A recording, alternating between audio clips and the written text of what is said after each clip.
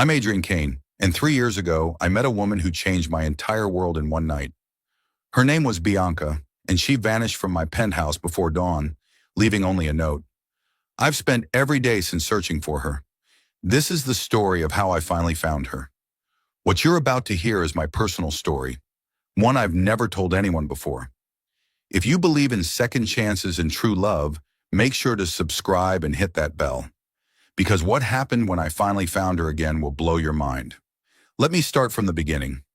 My name is Adrian Kane, and before I tell you about the night that changed everything, you need to understand who I was. At 31, I had built my tech empire from nothing, started coding in my college dorm room, turned it into a company worth $3.2 billion.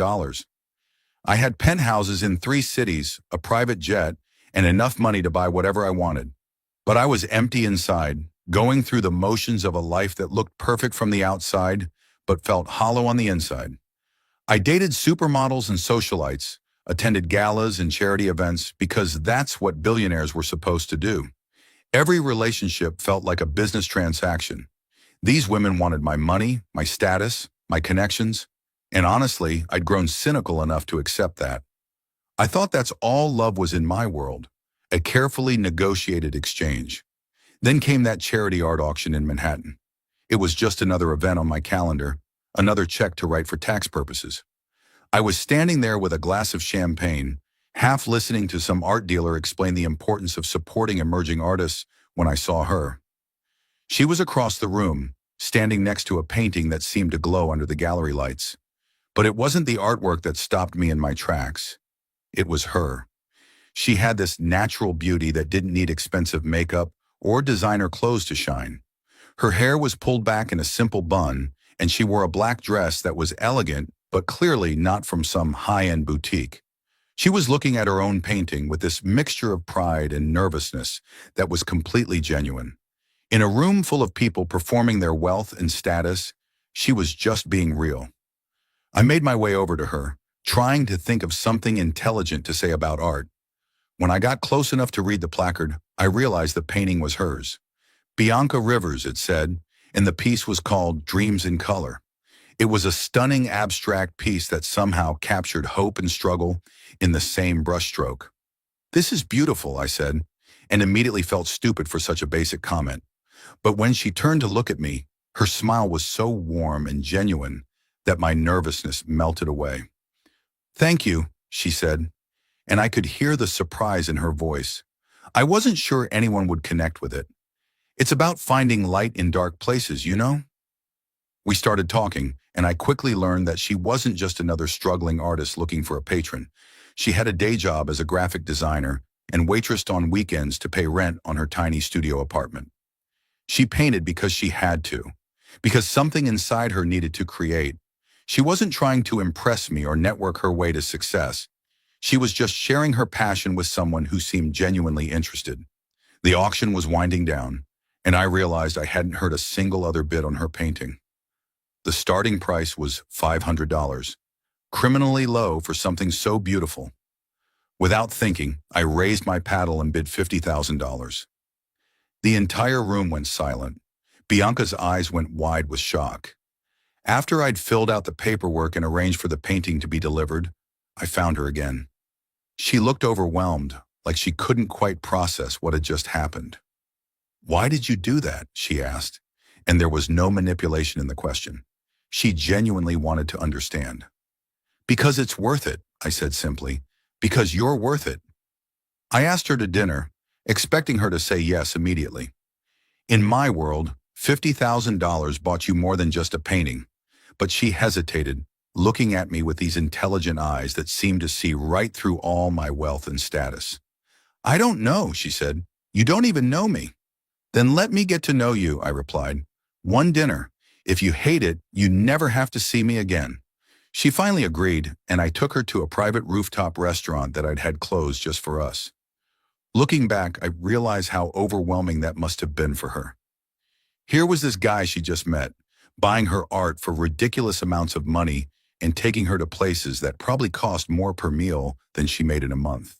But somehow, as we sat there overlooking the city lights with white roses on the table, I'd asked the staff to find out her favorite flower, All the money and power differences faded away. We talked about everything. Her childhood in Atlanta, my struggles building the company, her dreams of having her own gallery someday, my fear that I'd never find real love. "Don't you get lonely?" she asked at one point, and the question hit me harder than I expected. "Every day," I admitted. It was the first time I'd been that honest with anyone in years. "Me too," she said quietly. "I thought success would fix that, but it doesn't, does it?" We talked until nearly 2 in the morning. When I walked her to her car, an old Honda with paint peeling off the hood, I didn't try to impress her with my Lamborghini parked nearby. I just thanked her for one of the best nights I'd had in years. "Can I see you again?" I asked. She looked at me for a long moment, and I could see her weighing something in her mind. Finally, she nodded. "I'd like that," she said. Over the next few weeks, I fell for her in a way I didn't know was possible. I sent her flowers, sunflowers, because she mentioned they reminded her of her grandmother's garden. I learned that she took her coffee with oat milk and honey, that she volunteered at a community center teaching kids to paint, that she cried during romantic movies and laughed at the worst dad jokes. I rented her a proper studio space because I could see her talent was being limited by her tiny apartment. I wasn't trying to buy her love. I genuinely wanted to see what she could create when she had the space and materials to dream big. And she created magic, canvas after canvas of pure emotion and beauty. Our first real date was a weekend trip to Napa Valley.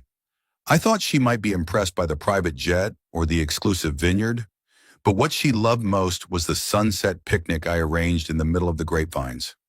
We danced to music from my phone, her head on my shoulder, and I knew I was falling in love. "I've never felt like this before," I whispered in her ear as we swayed together under the stars. "Neither have I," she whispered back. And when she looked up at me, I saw my future in her eyes. That night in the vineyard cottage, we made love for the first time. It wasn't just physical. It was everything I'd been searching for without knowing it.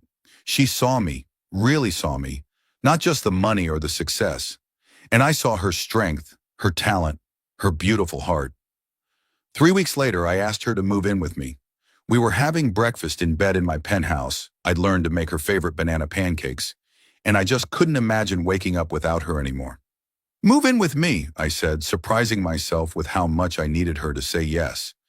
She got quiet, picking at her pancakes. "Adrian, this is all so fast. Your world, my world, they're so different." "So what? We'll build a new world together." She smiled then, but there was something sad in it. "It's not that simple." But she said yes anyway, and for one perfect night, I thought I had everything I'd ever wanted. I woke up the next morning to an empty bed and a note on the pillow where her head should have been. "Adrian," it read in her careful handwriting, "thank you for the most beautiful night of my life. But we live in different worlds. Please don't look for me. What we had was perfect because it was brief. Let's keep it that way. Love, B."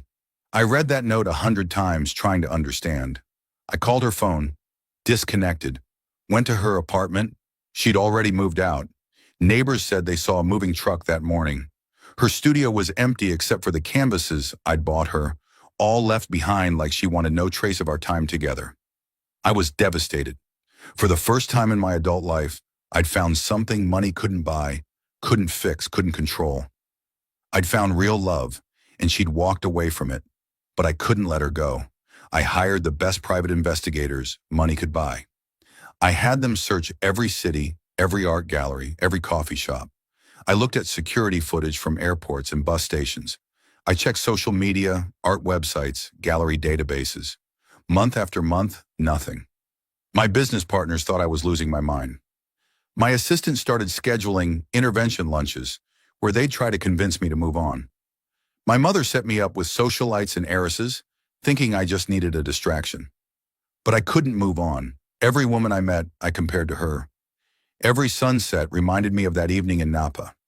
I kept her painting, the one I'd bought that first night, hanging in my office, and I'd stare at it during meetings, wondering where she was, if she was happy, if she ever thought about me. 2 years passed, then 3. The trail had gone completely cold. My investigators had followed leads to Portland, then Seattle, then Denver. Always one step behind, always missing her by weeks or months. Gallery owners remembered her work. Landlords remembered a quiet tenant who paid her rent early and kept to herself. But by the time we found these traces, she'd already moved on. I started to accept that maybe I'd never see her again. Maybe she was right. We were from different worlds, and sometimes love isn't enough to bridge that gap. But I couldn't bring myself to take down her painting or stop hoping. Then 3 years and 2 months after she disappeared, my phone rang. It was an art dealer in Miami. "Mr. Kane," he said, "I think I found something that might interest you." My heart started racing. "What is it?" "There's a painting here. Abstract piece, incredibly powerful. The signature says B. Rivers, and the style, well, it reminded me of that piece you've been asking galleries to watch for." I was on my private jet within 2 hours. The gallery was in South Beach, a small but elegant space filled with local artists' work. And there, hanging in the center of the main wall, was unmistakably her work. The style had evolved, grown more confident and complex, but I would have recognized her artistic voice anywhere. "She's having a solo exhibition next week," the gallery owner told me. "Goes by B. Rivers now. Very private, very professional. This is her first major show." I bought sunflowers from a street vendor. I remembered how her face lit up when I told her they were my second favorite after roses, and spent the next 3 days staking out the gallery. I knew she'd have to come in to prepare for the opening. On the third day I saw her. She was more beautiful than I remembered, if that was possible. Her hair was shorter now, framing her face in soft curls. She wore jeans and a paint-stained t-shirt, carrying a box of framed pieces.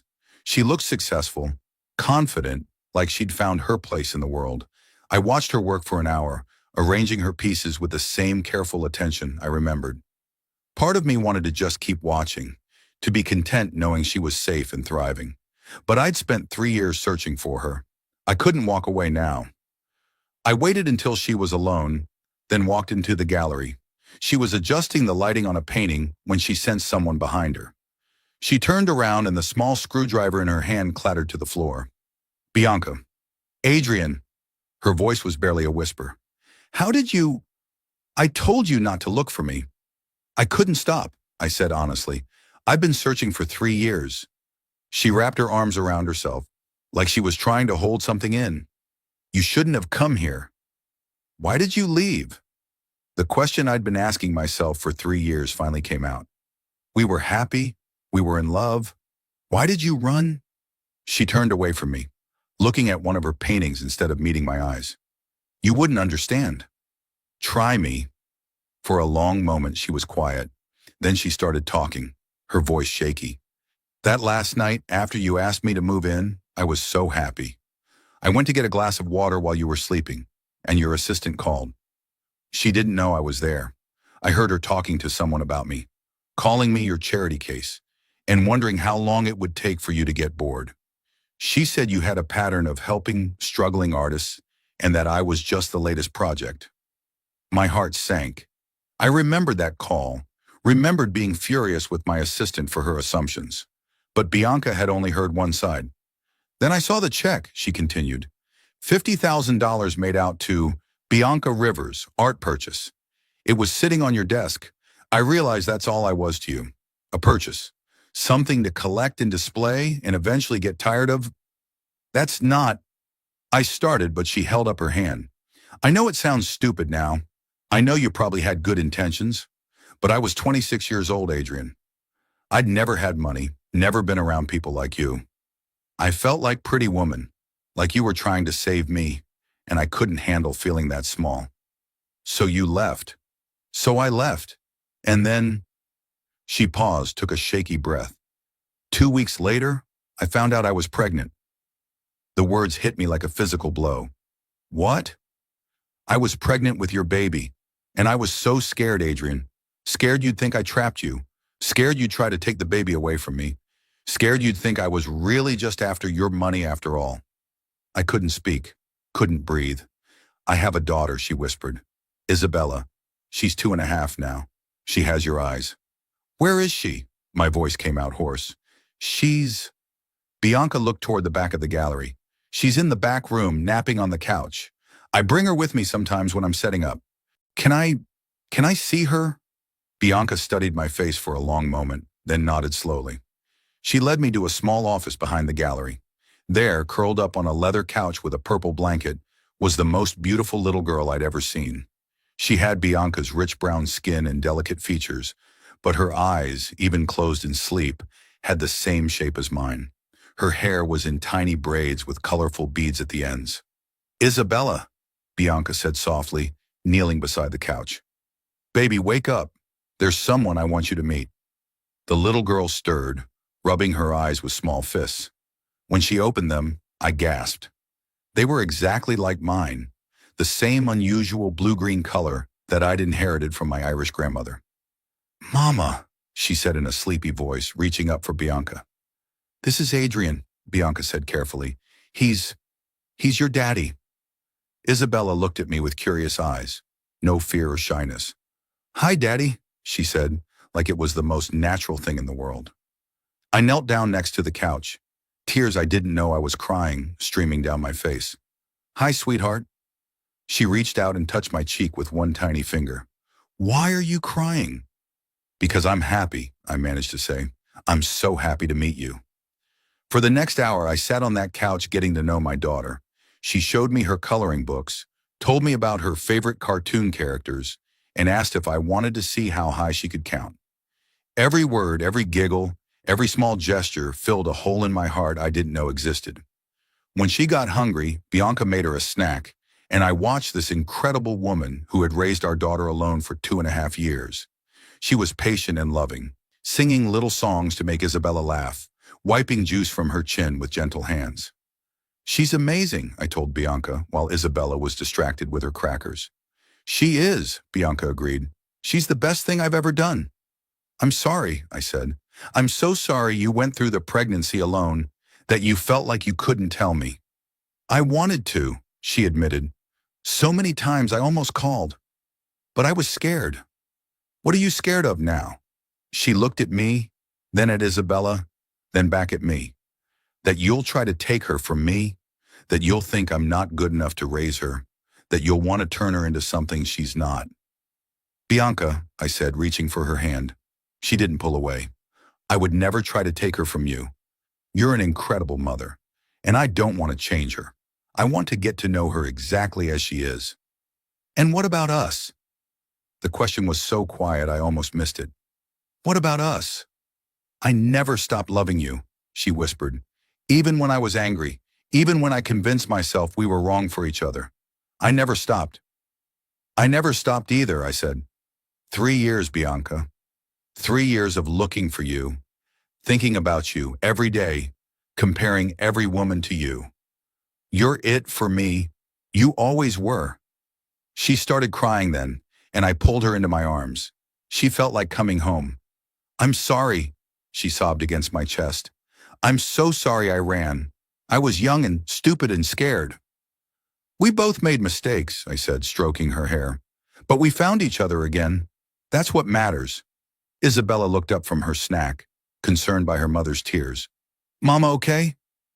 "Mama's okay," Bianca said, wiping her eyes. "These are happy tears." "Happy tears?" Isabella looked puzzled. "Sometimes grown-ups cry when they're very, very happy," I explained. "Oh," she said, then went back to her crackers like this made perfect sense. That afternoon, I took them both to dinner at a family restaurant. Nothing fancy, just good food and high chairs and crayons on the table. Isabella chattered about everything and nothing, and I hung on every word. Bianca watched us together with wonder in her eyes. "She likes you," she said while Isabella was in the bathroom. "I like her too. She's perfect. She asks about her daddy sometimes. I never knew what to tell her." "What do you want to tell her now?" Bianca was quiet for a moment. "That he found us, that he loves us, that he's not going anywhere." "Is that what you want? For me to not go anywhere?" "It's what I've wanted for 3 years, she admitted. "I just didn't think I deserved it." Over the next few weeks, I proved to her that she did.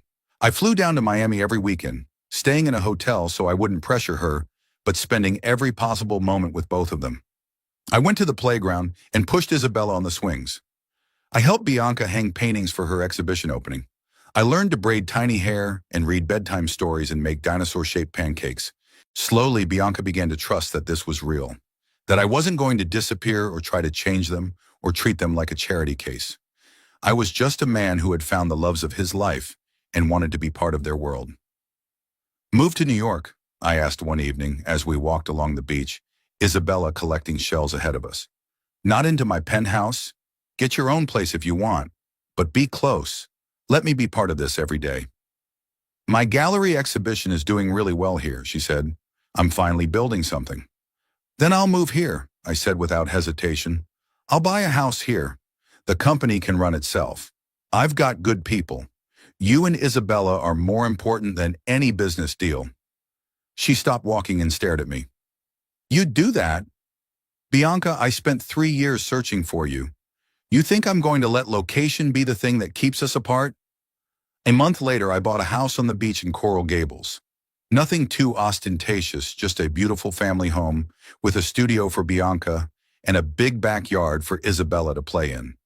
I asked them to move in with me, not as my dependents, but as my partners in building a life together. "Are you sure?" Bianca asked the night before they were supposed to move in. "Really sure? Because if you change your mind, if you get bored or decide this is too complicated—" "I'm not going anywhere," I promised her. "We're going to fight sometimes. We're going to disagree about how to raise Isabella or what color to paint the kitchen. We're going to have ordinary, boring, wonderful days where nothing exciting happens except that we're together, and I'm going to love every minute of it." 6 months later, I proposed on the same beach where Isabella had built her first sandcastle with me. I got down on one knee in the sand while our daughter giggled and clapped, and I asked Bianca to marry me with a ring I'd been carrying around for weeks, waiting for the perfect moment. "Yes," she said through happy tears. "Yes, yes, yes." We were married a year later in Tuscany, surrounded by sunflowers and the people we loved most. Isabella was our flower girl, serious about her job of spreading petals down the aisle. During the ceremony, I looked at my bride, radiant in her dress, her art career flourishing, our daughter on her hip, and knew that every day of searching had been worth it. Now, 2 years later, we have the life I never dared to dream of. Bianca's paintings hang in galleries across the country. Isabella starts kindergarten next month and wants to be an artist like her mama when she grows up. We're expecting our second child, a boy we're going to name Gabriel. Sometimes I think about that note Bianca left, about living in different worlds. She was right. We did come from different places. But love doesn't require you to be the same. It requires you to choose each other, again and again, even when it's hard. Especially when it's hard. I found my soulmate at a charity auction. I lost her because we were both too scared to trust what we had. And I found her again because sometimes love really is stronger than fear. 3 years lost, but a lifetime gained. And every morning when I wake up next to her, when Isabella runs into our room to snuggle between us, when I feel our son kicking in Bianca's belly, I know that the best things in life are worth waiting for, worth searching for, worth never giving up on. Sometimes the greatest love stories aren't about perfect timing. They're about never giving up on the person who's meant for you. If this story touched your heart, smash that like button and share it with someone who believes in true love. And don't forget to subscribe because I have more incredible real-life stories coming your way. Until next time, remember, love always finds a way.